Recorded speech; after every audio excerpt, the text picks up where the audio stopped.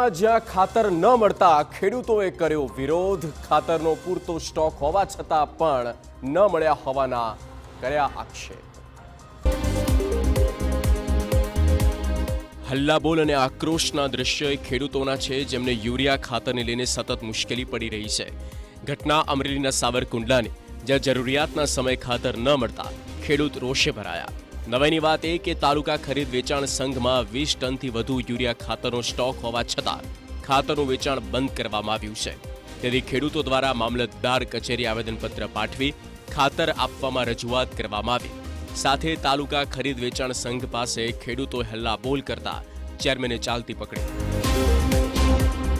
સાવરકુંડલા તાલુકાની આજે ઘણા સમયથી આપણે યુરિયા ખાતર મળતું નથી અને સંઘ પાસે 50 ટન ખાતર પડ્યું છે। સંઘને ઉપરથી એવો ઓર્ડર છે કે ભાઈ તમારે વિતરણ કરવાનું નથી, તો આ વિતરણ શું કારણે નથી કર્યું એના માટે અમે પ્રાંત અધિકારી અને મામલતદાર સાહેબને આપણે આવેદનપત્ર આપેલું।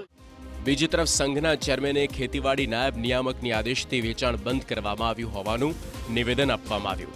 આ પ્રકારની સ્થિતિમાં સંઘ પર દબાણ કરતું હોવાનો અને કોઈના કહેવાથી સંઘનું લાયસન્સ 15 દિવસ માટે મોકૂફ કર્યા હોવાના ચેરમેનનો આરોપ લગાવી રહ્યા છે।